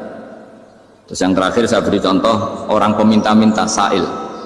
Itu Sayyid Ali Zainal Abidin, kalau ada orang minta-minta terus dikasih, misalnya dikasih ya 100.000 atau 50.000 atau 10.000 sesuai kemampuan yang memberi, itu marhaban biman hamala zadi ilal akhirah. Saya terima kasih ya, gara-gara kamu minta uang saya jelas sudah sampai akhirat. Coba kalau di rumah bisa aja untuk hal yang tidak positif. Jadi bawaannya itu cara pandang itu rubah. Jadi sebenarnya kalau kita ngasih uang di masjid, ngasih kiai atau ngasih fakir miskin, ya uang itu yang masih, bukan yang habis. Itu watasoddaq fa'abqaita, yang kamu berikan itu hakikatnya yang masih. Karena sudah ada kamu otak-atik lagi, makanya disebut wakaf. Sebenarnya wakaf itu dulu secara makna lughat, saya ulangi secara lughat, maknanya itu sudah berhenti. Wakafun maknanya berhenti. Nah sedekah itu dari kata sedekah maknanya benar. Orang yang sering sedekah berarti imannya benar. Orang yang uang sudah diberikan berarti dia sudah terputus, wakaf berhenti dari hubungannya dengan dia. Sudah dikasihkan berarti selesai. Sehingga wakaf dan sedekah itu sebenarnya maknanya saling melengkapi. Kemudian orang-orang fikih karena ada disiplin ilmu tertentu, wakaf itu untuk sedekah yang permanen, yang abadi, kemudian sedekah untuk infak. Tapi itu kan hanya istilah-istilah dalam disiplin ilmu. Sebetulnya kalau pakai ilmu yang umum, sedekah ya bisa disebut wakaf, wakaf ya bisa disebut apa? Sedekah. Karena maknanya sedekah itu wakaf. Wakaf itu apa? Qat'u raqabatil malik an hadal mal atau an malih. Hubungan pemilik harta ini terputus dari harta itu. Jadi misalnya saya sudah wakaf tanah ini ke masjid, sudah diterima, buat saya kepikiran gadekan atau menjual sudah tidak bisa, sudah berhenti di situ saja hubungan saya dengan kepemilikan harta itu. Makanya disebut apa? Wakaf. Dan kalau saya wakaf berarti menunjukkan kebenaran iman saya karena sudah menafkahkan sebagian harta untuk Allah Ta'ala. Itu sodik, sodak. Makanya bahasa Arab itu gampang ya, kalau sodal qaf, sodaqah. Orang kalau bayar mahar disebut sodak karena menunjukkan cintanya. Teman yang setia disebut sodik karena ya benar dalam berteman. Abu Bakar disebut as-siddiq karena sangat membenarkan kanjeng Nabi, dan seterusnya dan seterusnya. Saya itu masih ingat cerita guru saya ketika masih sekolah, masih kecil. Ada anak baru latihan bahasa Arab mufrodat. Jadi dia taunya kalau yadun itu tangan, kalau anta itu kamu. Ya kalau jalan ya sarok, kalau kepala ya roksun, kalau saya ya anak. Ketika dia baru ahli mufrodat di Arab, kepalanya diusap-usap sama orang Arab. Kata si santri tadi, ya Syekh, ya dun anta, saro-saro, ala roksi ana, ya artinya sama. Jadi, ya Syekh, yaitu ya dun anta berarti tangan anda, saro-saro. Terusannya itu ala roksi ana pada kepala saya. Jadi dia belum bisa mengatakan misalnya ya duka ala roksi, tapi ya dun anta, saro-saro. Ala Rasyah. Nah, semoga semua dialek tadi nggak termasuk kategori yang itu. Saya dulu sekolah kakak kelasnya Gus Zofur itu ya punya temen kalau dimarahi di kelas itu bilang, Gus tadi saya dimarahi di depan alladzina aja. Jadi apa maknanya alladzina katanya? Katanya di depan orang apa? Banyak. Karena setiap ngaji alladzina wong akeh. Jadi kalau dimarahi di depan publik berarti dimarahi di depan alladzina. Nah ini saya tadi pamit sama Gus Zofur itu kapan-kapan bisa disewa enggak Gus? Bisa kan? Ini menurut saya masalah yang lumayan serius. Saya pernah didolani lah sama Habib Soleh Alatas dari Tegal. Ternyata kru dari TV7 atau kru dari Khazanah sering juga minta masukan dari beberapa narasumber untuk memberi penjelasan tentang tarikh sebenarnya, misalnya tentang Umar. Di sini biasanya khas ulama itu dilematis karena kalau ngasih biasanya pemeran perempuannya benar-benar perempuan. Jadi resikonya kalau cantik itu nanti jadi masalah ikhtilatur rijal wan nisa. Kalau tadi enggak, karena Anwar 3 mungkin. Atau mbak-mbaknya enggak mau berdampingan dengan Abu Jahal, enggak tahu tadi. Jadi saya tidak tahu tadi pertimbangannya itu fikhan atau apa trauma, karena takut itu. Para adik-adik santri yang saya cintai, saya bersyukur sekali karena saya biasanya nggak pernah mengacara mau itu hasanah ini mutor ya, karena yang merintahkan guru kita yaitu Kiai Haji Agus Abdul Ghafur. Begini, saya punya usul pada anak-anak. Saya bagaimanapun sangat mencintai Pondok Al Anwar. Saya usul sama anak-anak, terutama yang putra ya, supaya tetap menghafal fikih. Jadi kalaupun ditakdir nggak bisa berbahasa Arab kayak tadi, kayak Abu Jahal dan siapa tadi, Sayyid Hamzah dan sebagainya, setidaknya menghafal ahkam fikih, al-ahkam al-fikih. Jadi saya mohon muhafadzahnya itu tidak hanya Quran lafdzan wa tilawatan, tapi menghafal ahkam. Ini penting sekali karena kelebihan kita di kampus. Ini pengalaman saya kerja di kampus. Keunggulan kita adalah kita ini hafal kepastian hukum fikih. Jadi misalnya Kangkang harus hafal meskipun nggak bisa baca teksnya, kalau iddatul mutafa'an hazaujuha itu arba'ata asyuri wa asyra. Kalau dia min dawatil hamli wa ulatul ahmali ajaluhunna ayyatu'na hamlahum dan sebagainya dan sebagainya. Ini penting sekali karena ternyata yang saya baca, beberapa orientalis atau beberapa orang barat itu masuk Islam itu karena Islam ini dianggap hukumnya itu detail, termasuk mengatur pernikahan, perceraian, tata kelola ekonomi, tata kelola negara dan sebagainya dan sebagainya. Saya pernah ditanya menyangkut ekstremis. Kalau dalam bab dosa besar misalnya, akbarul kabair ba'dal isyrak billah adalah qatlul mu'min. Jadi dosa terbesar setelah isyrak billah adalah qatlul mu'min, membunuh orang mukmin. Lalu pertanyaannya adalah, kita hidup di negara Indonesia yang penjahatnya ya mukmin atau muslim, yang kadang premannya juga mukmin juga muslim. Lalu kalau kita membela diri, duel gitu dengan penjahat, lalu kita akhirnya membunuh si penjahat tadi, apakah masuk ayat wa may yaqtul mu'mina muta'ammidan karena dia orang mukmin? Jawabannya adalah kitab fikih itu menyediakan bab namanya kitabus sial, bahwa mangqutila duna mali fahuwa syahid, mangqutila duna ahli fahuwa syahid. Orang yang duel dengan penjahat kemudian dia mati adalah dia mati syahid. Dan dia kalau terpaksa membunuh, tentu ada aturan-aturannya ya, dengan tartib yang ditentukan di kitab-kitab fikih. Itu penjahatnya damnya itu muhaddar, sehingga dia tidak kena kisos si sahibul bait tadi yang punya rumah tadi. Sehingga dengan fikih-fikih yang detail saya harapkan santri sarang, karena dulu Mbak Zubair itu ma'ruf bil faqih. Saya sering kalau ngajar cerita bahwa Misalnya Gus Zofur ngaji sama Mbah Mun ngaji sama Mbah Zubair ngaji sama Mbah Fakih Mas Kumambang, Mbah Fakih ngaji sama Mbah Mahfud Termas. Lah Mbah Mahfud ini muridnya Sayyid Abi Bakar Sato, Sohibul Li'ana. Sayyid Abi Bakar Sato punya kakak namanya Sayyid Umar Sato. Itu dulu kiainya mbahnya Mbah Mun itu, Ahmad Syuaib. Itu dulu berwasiat kalau ngojlok adiknya Sayyid Abi Bakar Sato yang punya kitab Li'ana itu.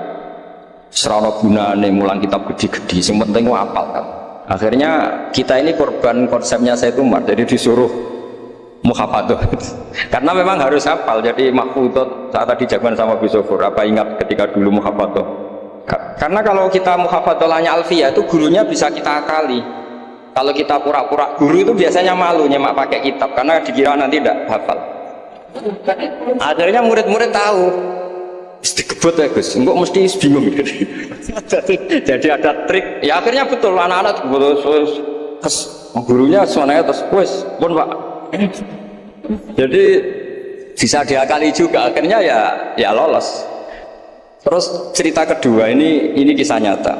Saya dulu itu dengan Gus Zofur musyawarah, Fathul Mu'in, macam-macam.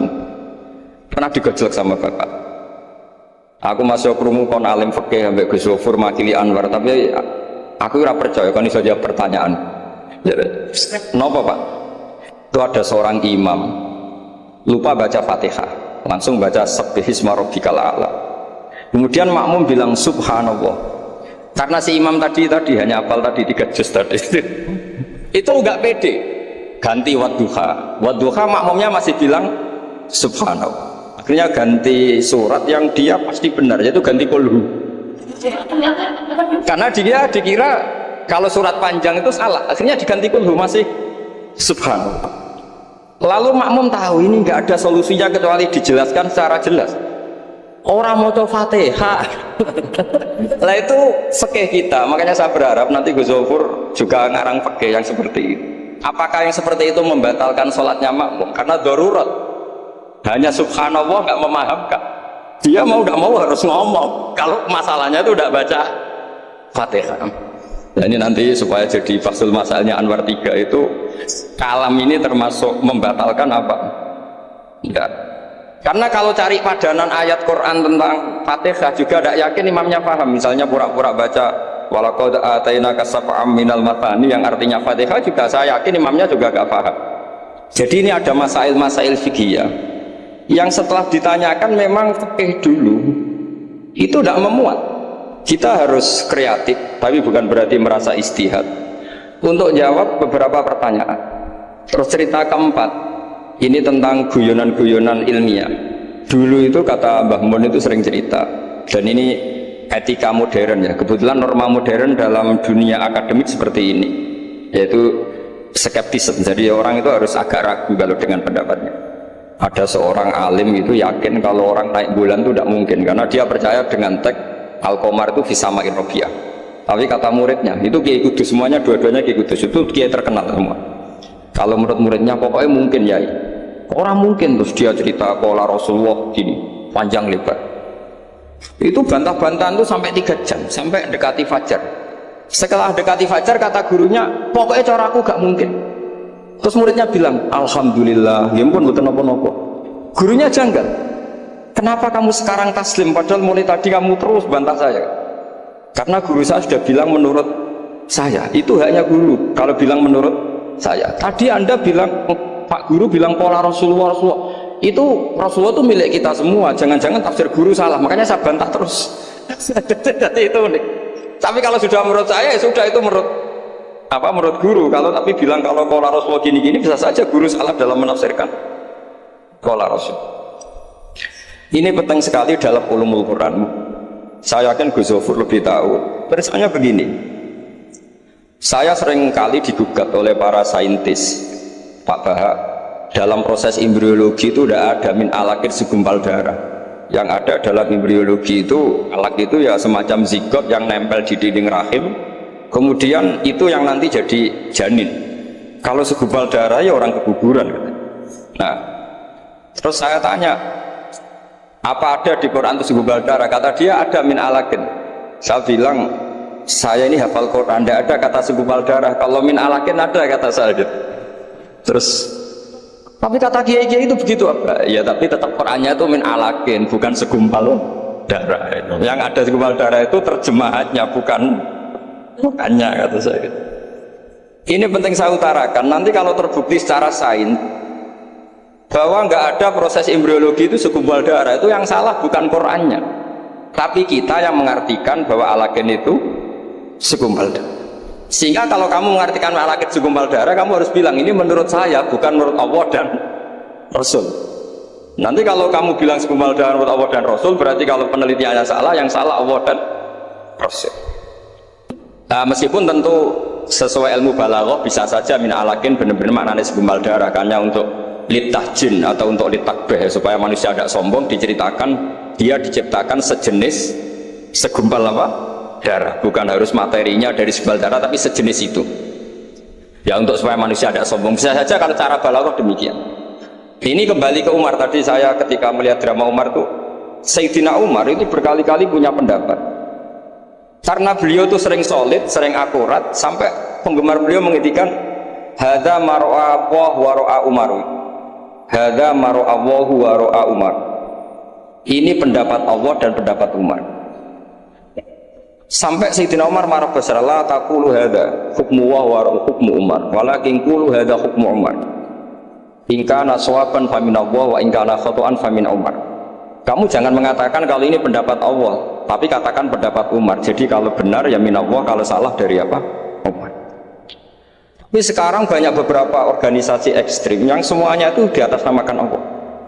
Mungkin Gus Zofur lebih tahu, lebih ngalami. Orang itu kalau benci seseorang yang kelas nasional, wah itu sudah dihujat, dimaki-maki. Kita yang menemani mereka itu juga dihujat. Wong fasik, wong keliru kok dikancani.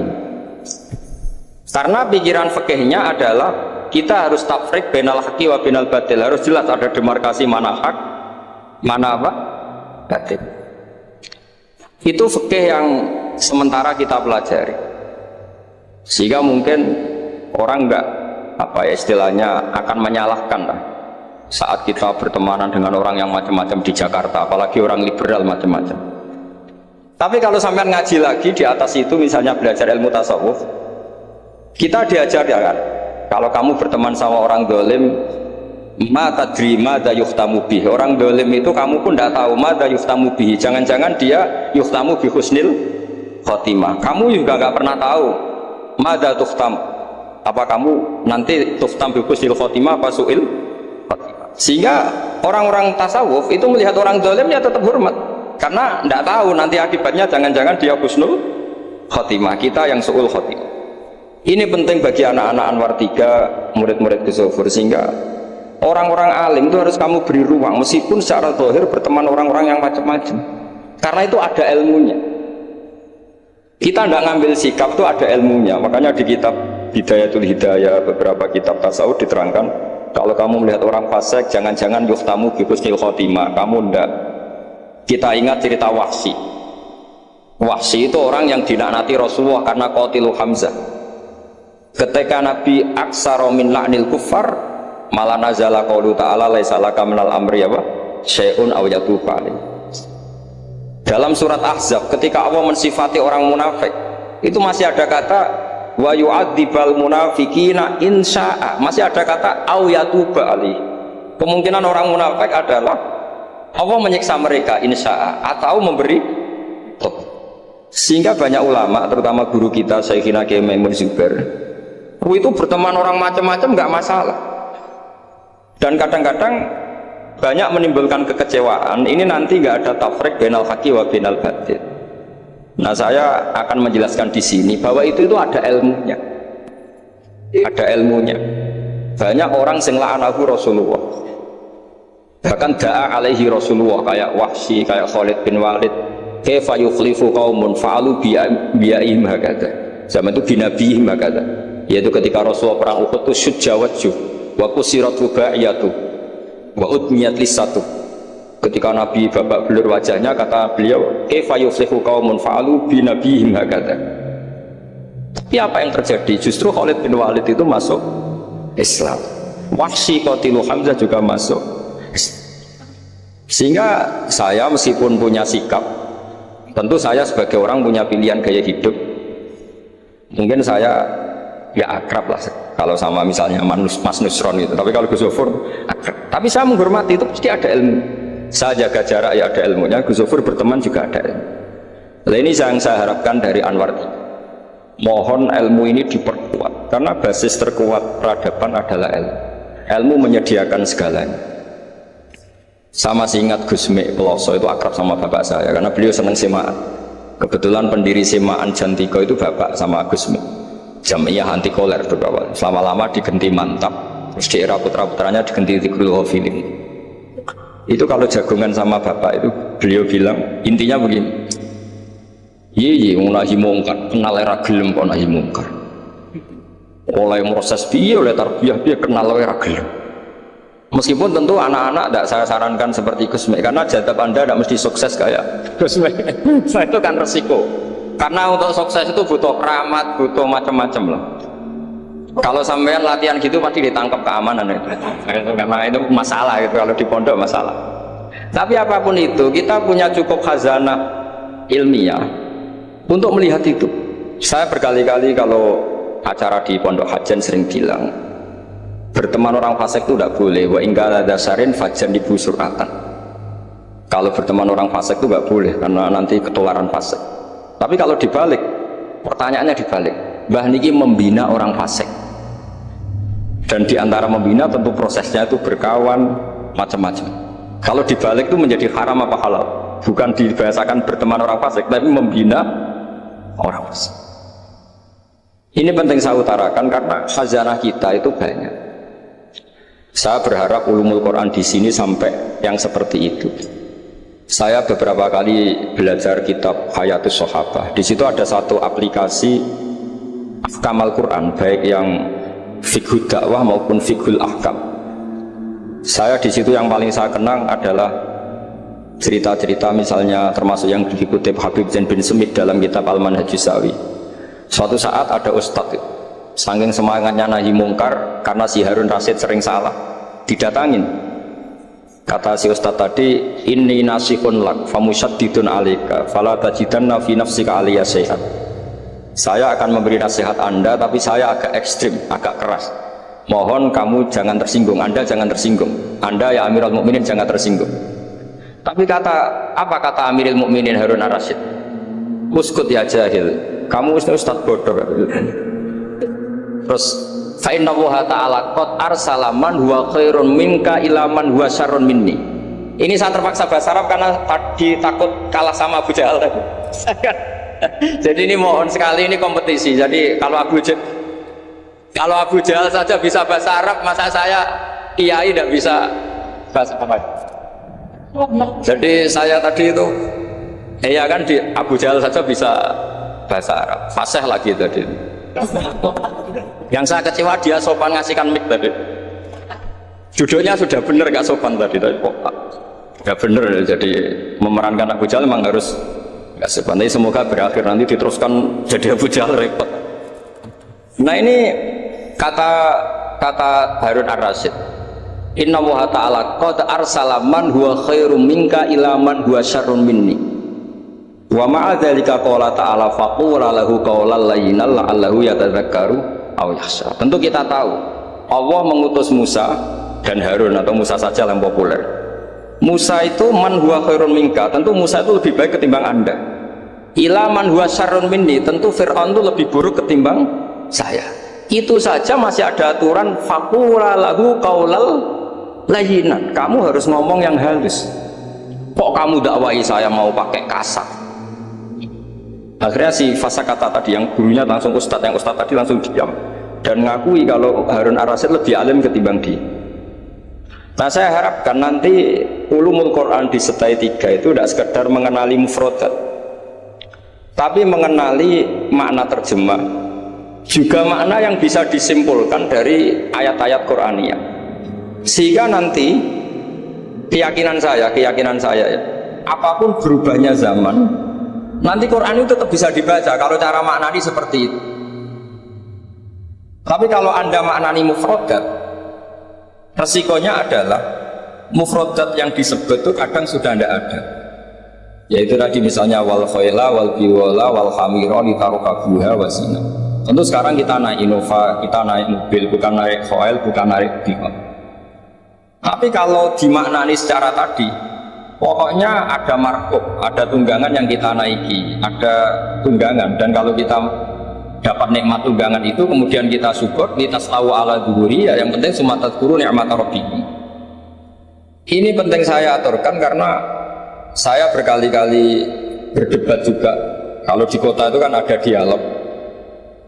Bahkan ini mungkin Gus Zofur lebih tahu ya. Saya pernah di UI itu pernah disurati sama Masjid Mujahidin Indonesia. Di situ diterangkan kalau sekian terjemahan Kemenak itu salah sekian, miliknya UI salah sekian. Nah, di antara yang diundang itu saya dianggap makili UI. Tapi apa yang terjadi? Mereka itu karena maknani itu pakai mufradat, tidak mau pakai ilmu balaghah, tidak mau pakai analisis-analisis yang harusnya terjadi dalam ulumul Quran. Saya punya contoh demikian. Saya sering belajar kitab namanya kitab Ar-Risalah, karangannya Imam Syafi'i ketika sering surat-suratan sama Abdurrahman bin Mahdi. Kata Imam Syafi'i, Quran itu lisanul Arabi, dan lisanul Arabi itu awsa'ul lisanan, lisan yang paling luas. Sehingga ketika beliau ditanya, kenapa Anda mewajibkan tolabul ma', mencari air, ketika orang harus tayamum di perjalanan? Terus Imam Syafi'i menjawab, falam tajidu ma'an, kemudian kalian tidak menemukan air, itu baru fatayammamu sa'idan thayyib. Beliau dengan enteng mengatakan, la yuqalu liman lam yatlub lam yajid. Orang yang belum pernah mencari tentu tidak bisa dikatakan tidak menemukan, tapi tidak tahu namanya. Jadi kalau dikatakan tidak menemukan pasti pada sabit tolak setelah mencari. Kalau belum mencari kok mestinya tidak tahu, bukan bisa dibahasakan tidak menemukan. Nah, saya berharap anak-anak ini karena ditumbuhi Mbah Mun yang ma'ruf dengan tafsirnya Gus Zofur. Karena Mbah Mun itu murid Said Alawi. Said Alawi punya karangan Takirat Faidul Khobir yang di Said Alawi dengan Habib Abdurrahman Al-Musawa kalau nggak salah, yang nyarain agamanya Syekh Zamzami. Dulu saya belajar itu juga sama Gus Zofur karena dulu yang ngajar Mbah Mun sendiri. Saya juga sering menerima keluhannya Gus Zofur di Jakarta, di mana-mana orang analisis Quran itu tidak pakai ilmu balaghah. Ini repot sekali. Karena kalau kita tidak pakai balaghah maka al-adat yufidul hasra. Kalau dalam kaidah usul fikih, al-adat la yufidul hasra. Ketika Allah pakai kata hitungan itu belum pasti hasr. Jadi taruh saja misalnya begini, ini yang kisah nyata dalam hadis sahih. Ketika Rasulullah itu memintakan maaf sama orang munafik, terus kata Allah mengingatkan intastaghfir lahum sab'ina marratan fala yaghfirullahu lahum. Kata Nabi, jika 70 tidak bisa dimaafkan, wa sa'azidu ala sab'in. Ya sudah, saya tambahi lebih dari 70. Ternyata sama Allah didahului, maksudnya tidak gitu. Kamu mintakan ampun untuk orang munafik maupun tidak, sama-sama tidak saya ampuni. Sehingga terus ada kaidah al-adat la yufidul hasr. Ini penting dalam ulumul hadis atau ulum usul fikih. Nah kalau nuruti adat, Nabi sering dawuh misalnya man sholal bardan dakhalal jannah. Orang yang sholat pada waktu dua dingin yaitu subuh dan asar dakhalal. Terus kamu mau tidak sholat zuhur misalnya, dan sebagainya dan sebagainya. Nabi sering menyebut kebenaran, misalnya kebaikan adalah ini. Terus kamu tidak akan melakukan kebaikan yang lain, tentu tidak mungkin. Ini masalah-masalah yang menurut saya serius semenjak ada banyak ormas-ormas yang sidik-sidik katanya kembali ke Quran dan apa hadis. Itu tapi kalau guyonannya orang-orang pesantren, ya kamu saja yang kembali karena keluar Anda terlalu jauh. Kalau kita tidak perlu kembali, wong sudah di dalam katanya. Yang keluyuran kemana-mana kan kamu, kalau kita tidak pernah kemana-mana, jadi ngapain kita yang kembali? Anda saja yang apa? Kembali. Jadi ini penting ya, penting sekali. Karena pengalaman saya di Jogja, pengalaman saya di Jakarta ketemu orang macam-macam itu, memang ya di Jakarta pernah ada satu acara, ya acara seperti ini. Itu yang datang seorang kiai yang ya biasa pakai sarung, ada yang pakai celana. Itu pas mulai pegang mic ada separuh hadirin keluar. Alasannya gampang, belum tidak pakai sunnah rasul, karena kiainya tidak cingkrang. Itu sudah keluar separuh. Ketika saya ditanya, Pak, kenapa Anda masih mendengarkan mereka? Mereka tidak ngikuti sunnah Rasul, mereka nggak cingkrang. Kata saya gini, Rasulullah itu hafal Quran dan saya kebetulan saya hafal, jadi saya sudah ngikuti sunnah Rasul. Jadi kalau Anda ingin sunnah Rasul kayak saya harus hafal Quran. Kalau motong celana itu gampang. Kalau motong celana itu gampang, itu kan murah sekali dan mudah. Itu mikir dia, ternyata mereka bilang sunnah Rasul itu hanya jenggot, cingkrang, wayok, biar ada tambahnya itu. Itu lah ini saya tantang anak-anak Anwar 3 supaya ngikuti sunnah Rasul yang keren, yang tantangannya berat, yaitu hafal berapa Gus tadi 3 juz itu. Itu saya tuh sering protes sama anak-anak. Itu nanti kalau ketemu malaikat Jibril, Anda dianggap mengikhtisar Quran. Masa Quran 30 juz jadi 3 juz. Itu kan kayak kitab Mukhtasar Jiddan, dari kitab besar terus diringkas. Saya tidak bisa bayangkan kalau Anda nanti ditanya malaikat Jibril, kenapa Quran saya turunkan 30 juz jadi 3 juz. Ya tapi karena ya itu tadi, karena saya yakin Gus Zufur orang alim itu tadi kaidahnya itu malayudrokukulu layudrokukulu. Kalau nggak bisa semua jangan sama sekali. Ini sekedar pengalaman untuk anak-anak. Kalau di pondok Quran itu sampai deres kulhu itu buatan berani, karena dikira kayak sudah sampai 30 juz. Memang pondok Quran itu unik. Anak itu bisa salahnya 2 juz 12, juz 13, tapi juz amma itu tidak hafal. Karena ketika menghafalkan itu tidak kober ngapalkan yang juz amma. Memang hafal betul juz 7, juz 8, tapi juz amma kadang nggak bisa, buat duha kadang nggak bisa. Ngimami terawih kadang nggak bisa dia, karena dia besar kober, karena ngapalkan Quran itu kan berat. Pernah suatu saat saya tuh tahlil jajar santrinya Bapak, dia tahlil kulhu, waktu tahlil kulhu itu juz 30, kayak apal 30 aja gitu. Jadi untuk baca kulhu itu memang harus urut setelah melewati juz 1, juz 2 sampai juz 3. Sampai seperti itu gayanya mau kulhu kayak wes apal juz 30. Sehingga di pondok Quran tuh gak ada yang berani terus juz 30 karena kesannya kan sudah. Iya, jadi itu tradisi yang mungkin iya mungkin beda ya. Saya sendiri juga gak seneng kalau ada santri kok terus juz 30 kok melete itu kok sudah. Nah ternyata di sini saya ketemu santri-santri yang jurus juz 30 terus ini. Wah ini menurut saya ini agak masalah dalam tradisi saya ya, dalam tradisi kami. Jadi ya itu tadi karena cara pandangnya beda. Jadi cara pandangnya beda. Tapi saya berkeyakinan memang saya sering ketemu Gus Iit, adiknya Gus Zufur. Beliau sering cerita ke saya, Gus kalau bisa nanti sarang itu semacam kayak Islamic Center.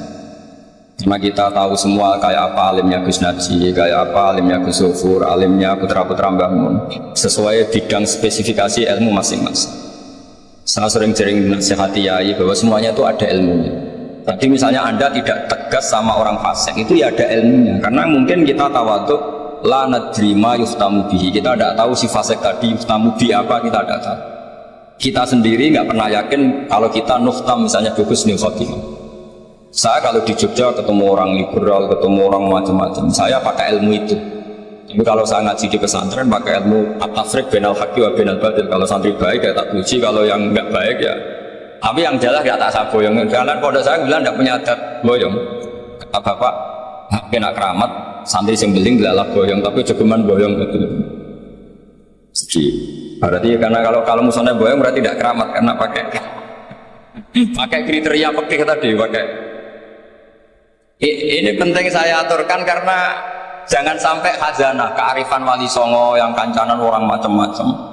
Ada 7 hari ya diterima, 40 hari ya diterima. Zaman itu ya nggak diterima sebagai khurafat kita ya enggak. Sehingga menurut saya wali songo itu adalah panutan di mana itu semuanya diselesaikan bil ilmi, bukan karena emosi si reaksi itu enggak, semuanya bil ilmi.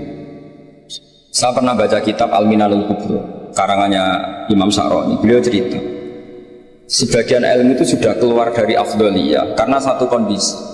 Misalnya sebaiknya amal itu sirrah, Tapi kenapa guru-guru kita, Mbah Mun sendiri sering pengajian besar, Gus Sofur, banyak lah yang mau acara besar. Saya sampai sekarang nggak pernah punya acara besar. Wiling-wilingan saya yang pengagum siron gitu. Tapi ternyata di kitab-kitab kita, kata Abdul Hasan Asyadili mengatakan linu gitu atiku kama yatadzaharu ghairukum bil makasi. Maksiat di Jakarta di mana-mana begitu ekstrim, dangdut begitu terbuka, diiklankan besar-besaran. Tapi kalau pengajian nggak besar-besar, dulu itu pengajian nggak ada yang besar karena mahal. Dulu orang soleh itu ciri utamanya adalah khifatul ma'unah, biayanya sedikit. Sekarang karena mereka besar-besaran menyebarkan maksiat, kita akhirnya kata Abdul Hasan Asyadili, kamu kalau taat harus iklan, a'linu bi ta'atikum, kalau taat harus dipertonton. Sehingga senang saya misalnya tadi dipertontonkan anak-anak ahli bahasa Arab sampai Abu Jahalnya saja bisa. Oh, itu kan satu prestasi yang luar biasa. Kalau Abu Jahalnya saja alim, apalagi yang tidak Abu Jahal. Apalagi Abu Jahalnya tadi sopan, oh itu bagus sekali itu. Ya, itu pasti Abu Jahal kecewa itu diperankan orang yang sopan. Itu udah gue banget katanya. Itu pasti kecewa. Abu Jahal itu pasti kecewa. Jadi ini penting ya, karena kita punya guru yang al-mutabakhir seperti Mbah Mun, seperti Gus Sofur. Jadi kita harus baca kitab itu banyak. Oke, ada haram yang kita tegas, ada halal yang kita tegas. Misalnya al-halalu bayyinun wal haramu bayyinun. Tapi selalu ada masalah yang wa bainahuma umurun mustabihatun. Ada sesuatu yang memang dari awalnya nggak jelas. Kalau sesuatu itu nggak jelas, kita harus bersikap nggak jelas. Jangan sesuatunya nggak jelas, kita sikapnya jelas. Ini penting kolaborasikan karena sekarang tuh orang banyak yang ekstrim dengan dalih ilmu, kadang dengan dalih qala Allah Ta'ala qala Rasul. Itu pesannya Sayyidina Umar. Kalau bisa jangan, karena makna yang tasrih, makna yang eksplisit, makna yang sorry seperti itu, jangan-jangan subjektivitas Anda. Seperti tadi si Ustaz tadi, ketika dia tegas, dia seakan-akan bahwa mandat Tuhan kalau saya harus kulil haqqa walau kana murran misalnya seperti itu. Tapi setelah diingatkan Harun ar-Rasyid bahwa Musa yang termasuk Abdul Khalqi tentu termasuk orang-orang pilihan, ternyata masih disuruh sopan hanya kepada siapa? Fir'aun yang jelas toh. Ini pelajaran bagi kita, makanya kita, saya ketika datang di acara Mbak Najwa itu, mungkin yang saya agak beda itu kalau Pak Quraish Shihab kata Mbak Najwa itu kan kalau cerita nulis buku katanya kami, karena takut kalau bilang saya tidak mewakili guru-gurunya, tidak mewakili ulama-ulama dulu. Tapi kalau anak-anak Anwar 3 tidak harus seperti itu, boleh tidak apa-apa kata saya.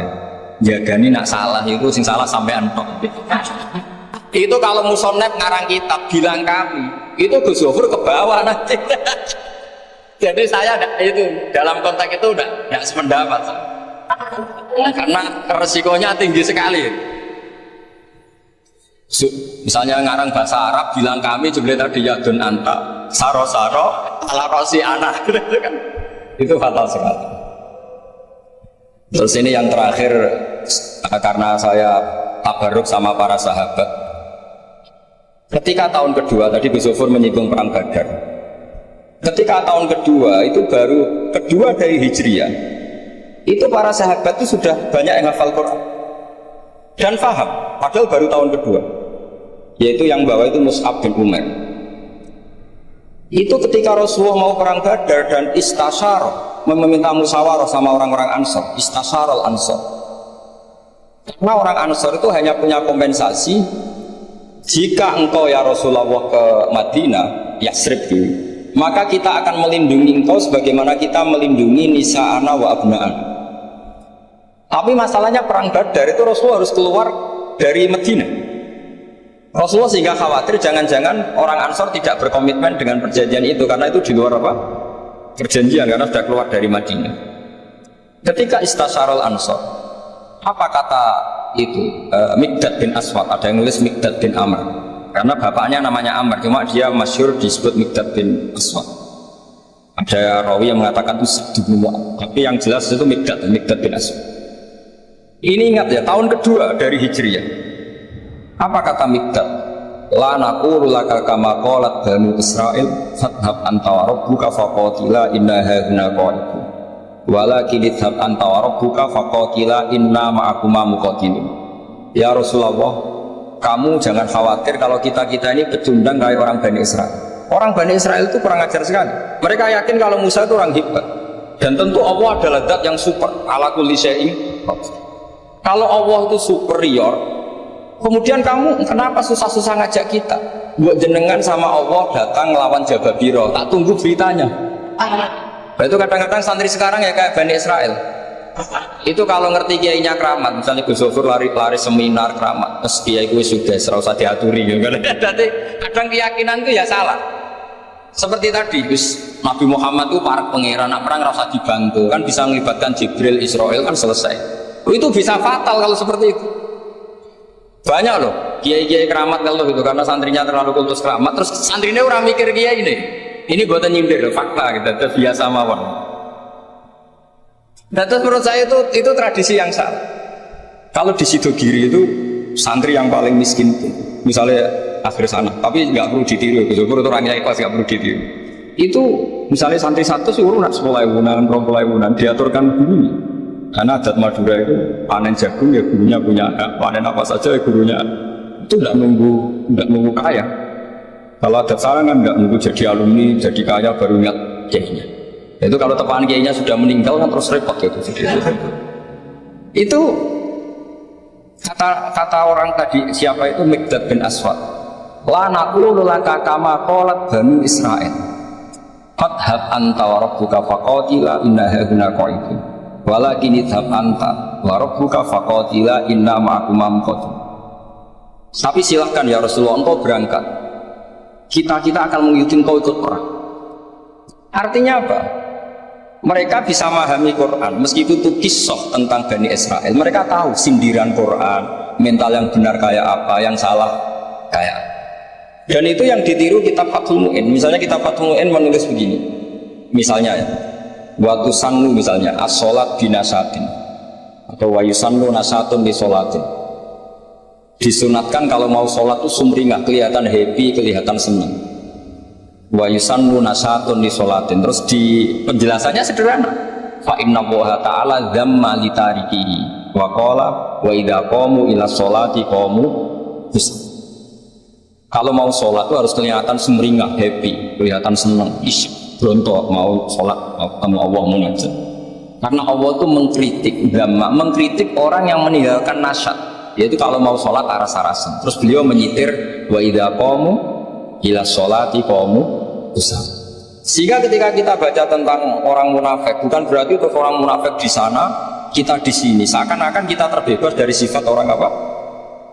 Itu bukan da'bu ulama'ina, bukan akhwal ulama'ina.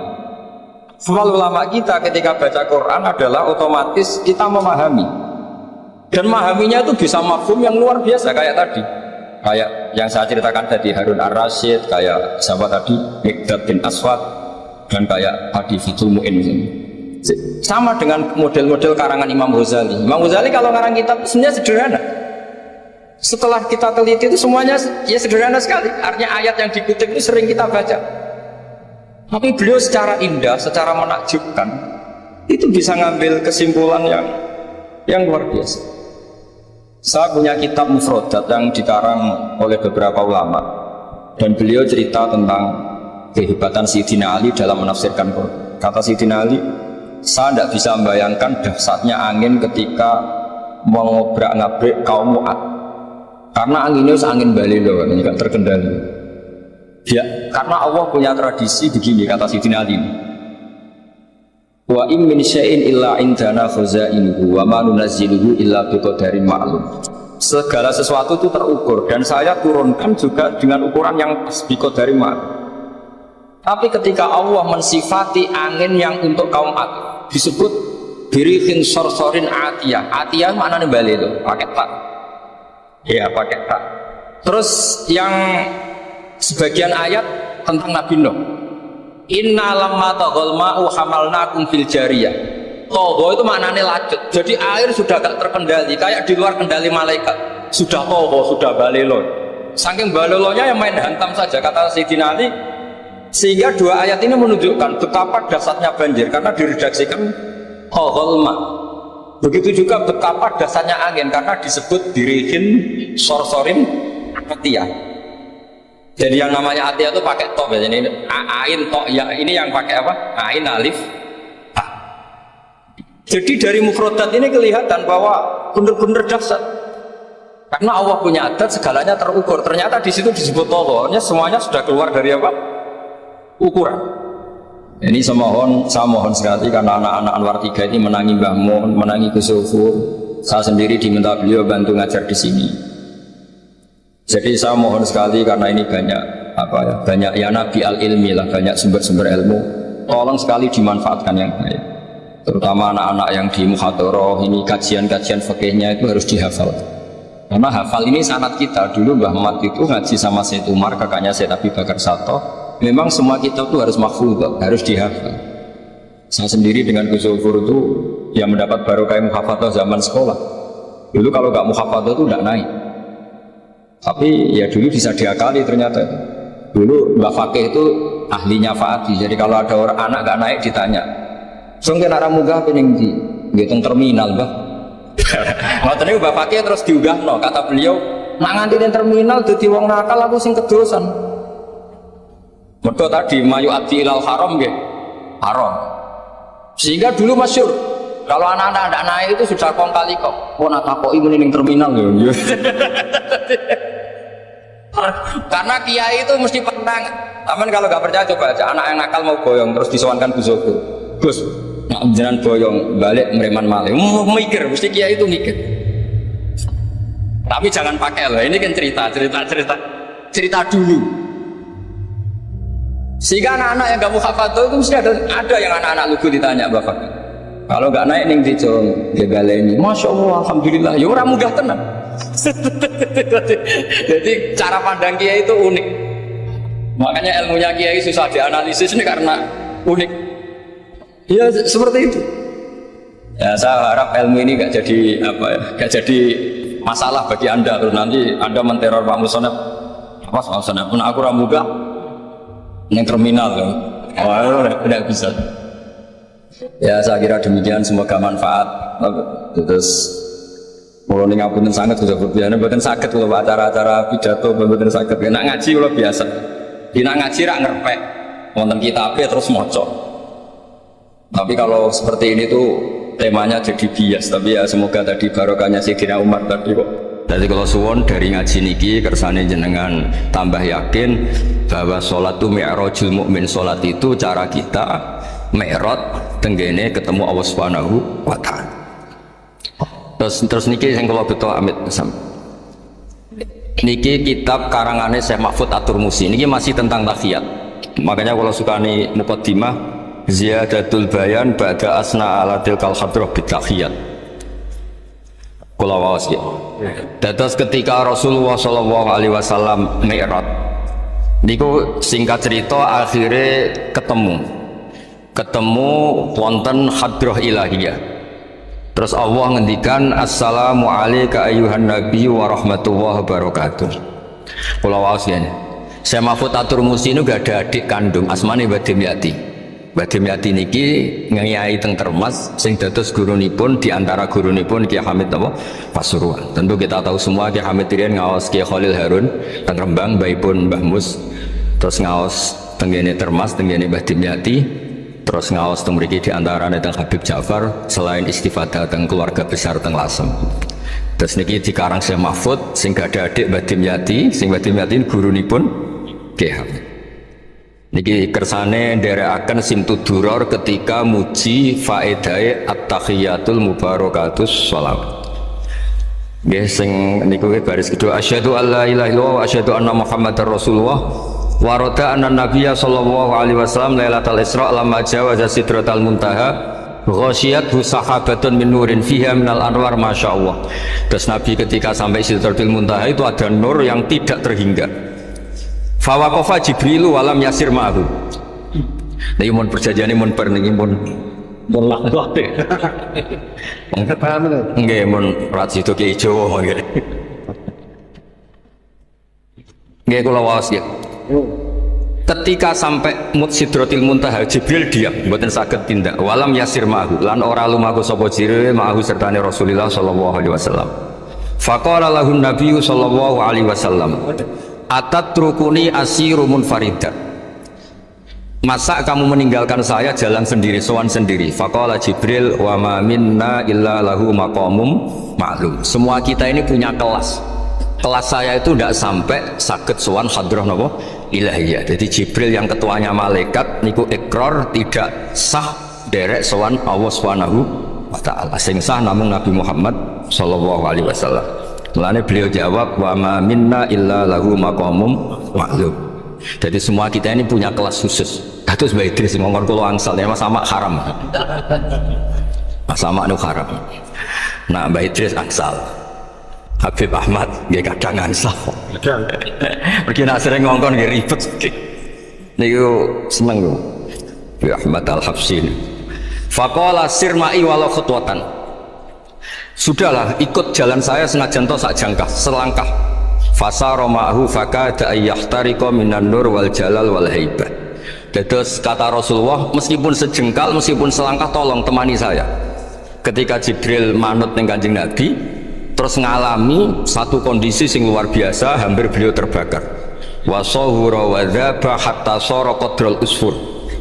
Jadi ketika Jibril memaksakan derekno Nabi selangkah, niku Jibril sing terkenal niku gadah 600 jana yang bisa menembus langit dan bumi. Niku mengecil sampai qadrul usfur, sampai sama manuk emprit. Fa asyara 'alan Nabi sallallahu alaihi wasallam bisalam. Kemudian malaikat Jibril hanya memberi isyarat, sudah saatnya sekarang jenengan salam. Ai bi ayusallima ala rabbih idza wasala makanal khitab. Jadi ya niki spesial format kula teng Mbah Hamid. Kersane majelis niki sakral mengutip dawuhipun para ulama, termasuk orisinil dawuh Habib Ali napa Al-Habsyi teng kene kitab Kunuzus Sa'adah Al-Abadiyah fil Anfas Al-Aliyah Al-Habasyiyah. Terus insyaallah kula damel 3 atau 4 makalah berdasar murni riwayat. Karena kalau ngandani jenengan nggih boten pantes langsung mriki kata Habib kata Kiai. Tapi kalau dikandani Mas Sama kira pantes. Kados tuwa kula umur. Nae sepuh ya mbak itu tuwa kula. Falamma wasala Nabi sallallahu alaihi wasallam ilaikal at-tahiyatul mubarakatus shalawatut thayyibatu lillah. Jadi kalau kalimat at-tahiyat niku memang dawe Rasulullah sallallahu alaihi wasallam. Terus faqala Allahu, terus kemudian Allah menjawab, assalamu alayka ayyuhan nabiyyu wa rahmatullahi wa barakatuh. Artosipun setiap yang sholat itu artinya mewakili munajate Kanjeng Nabi, ini ku at-tahiyatul mubarakat, juga mewakili jawaban Allah terhadap kekasihnya. Ini Allah jawab, assalamu alayka ayyuhan nabiyyu wa rahmatullahi wa barakatuh. Nah Nabi itu orang yang nggak egois. Ketika dapat posisi yang luar biasa, dapat salam dari Allah Rabbil Izzah, alam ini terserah Allah, dan Nabi dapat salam dari Allah, jaminan selamat.